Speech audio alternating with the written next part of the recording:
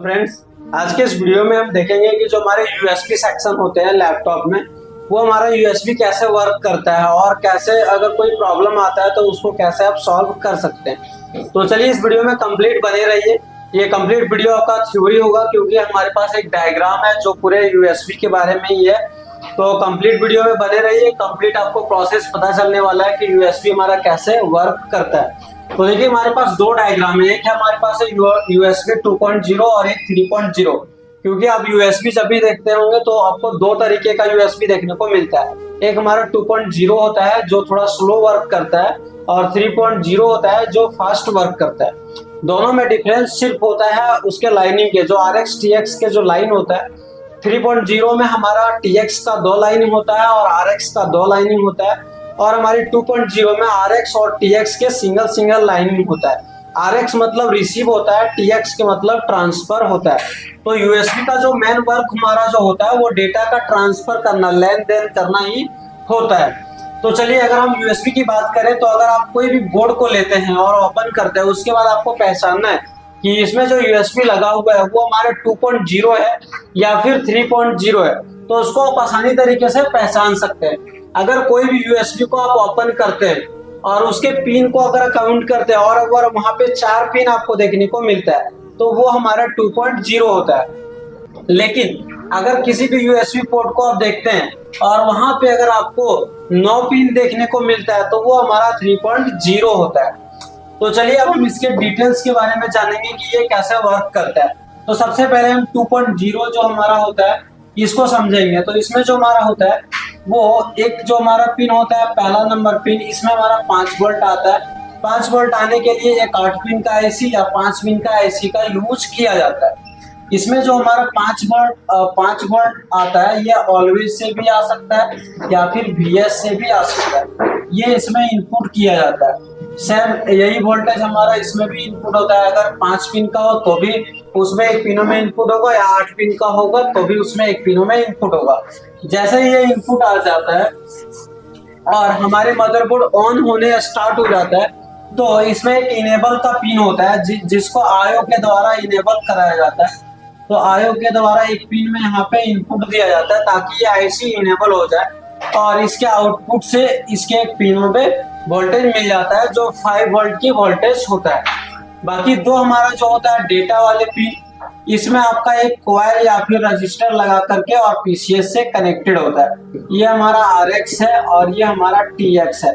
RX मतलब receive और TX मतलब ट्रांसफर। यहाँ पे भी आपको एक कॉइल देखने को मिलेगा और डायरेक्ट ये PCS से कनेक्टेड होता है। बाकी हमारे जो चौथे नंबर पिन होता है ये ग्राउंड होता है और यहाँ से इसको नेगेटिव सप्लाई मिलता है। तो इस प्रकार से हमारा यूएसबी पोर्ट 2.0 काम करता है। इसमें प्रॉब्लम क्या क्या आता है, तो इसके जो प्रॉब्लम है वो बार बार हमारा ये IC अगर कभी ये खराब हो जाता है तो इसमें 5 वोल्ट की सप्लाई नहीं जाएगा और ये यूएसबी पोर्ट काम करना बंद कर देता है। तो एक ये प्रॉब्लम हो सकता है। डेटा वाले पिनों में ये कॉइल या फिर रजिस्टर जो लगा हुआ होता है ये खराब हो जाने पे भी हमारा यूएसबी काम नहीं करता है। तो चलिए हम 3.0 के और चलते हैं। तो इसमें भी हमारा एक पिन होता है जिसमें 5 वोल्ट आता है। तो ये VS से भी आ सकता है या तो ऑलवेज से भी आ सकता है। तो दोनों में से किसी एक से यहाँ पे एक IC लगाया हुआ होता है, इसमें इनपुट होता है।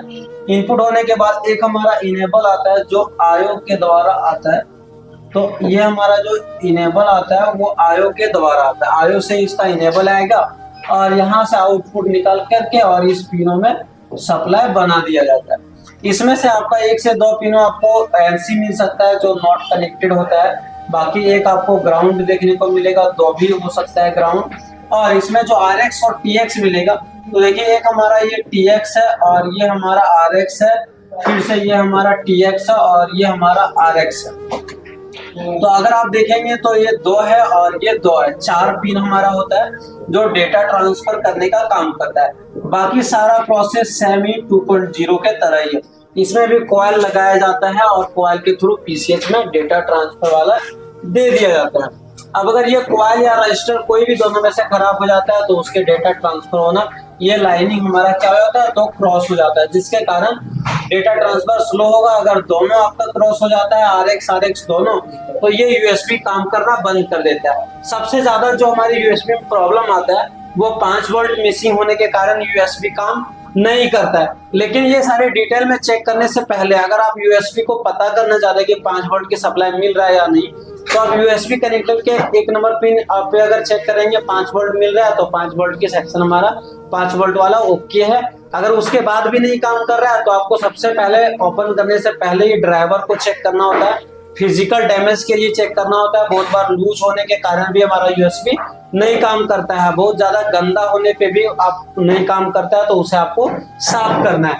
अब इसमें जो प्रॉब्लम्स आता है वो सबसे पहला जो प्रॉब्लम आता है यूएसबी नॉट वर्किंग।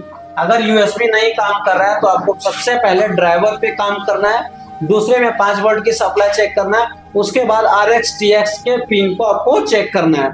तीसरे में आपके पास जो प्रॉब्लम आता है वो some time work some time not connect, some time चलेगा, कुछ टाइम चलता है, कुछ टाइम नहीं चलता है। ये प्रॉब्लम हमारे कनेक्टर फिजिकल डैमेज होने से आता है। जब हमारा फिजिकल डैमेज होता है या लूज हो जाने से कनेक्टर कभी कभी वो कनेक्ट होगा, कभी डिस्कनेक्ट हो जाएगा, तो आपको फिजिकल डैमेज के लिए चेक करना है। तीसरे में आएगा यूएसबी नॉट रिकॉग्नाइज्ड। ऐसा प्रॉब्लम आपका विंडोज 7 में बहुत ज्यादा देखने को मिलता है, 10 में भी आपको देखने को मिलता है, 11 में भी देखने को मिलता है। ये प्रॉब्लम जो आता है वो हमारा ड्राइवर से ही आता है, ड्राइवर से हमारा ये प्रॉब्लम आता है यूएसबी नॉट रिकॉग्नाइज्ड। तो ये सारी प्रॉब्लम आपको यूएसबी कनेक्टर से देखने को मिलता है। तो दोस्तों अगर इस वीडियो से आपको कुछ सीखने को मिला होगा तो आप हमारे चैनल को सब्सक्राइब कर सकते हैं। और अगर आप laptop desktop repairing, AC, fridge, cooler, house wiring, mobile repairing, TV repairing सीखना चाहते हैं तो आप हमारे SMTC धनबाद को ज्वाइन कर सकते हैं।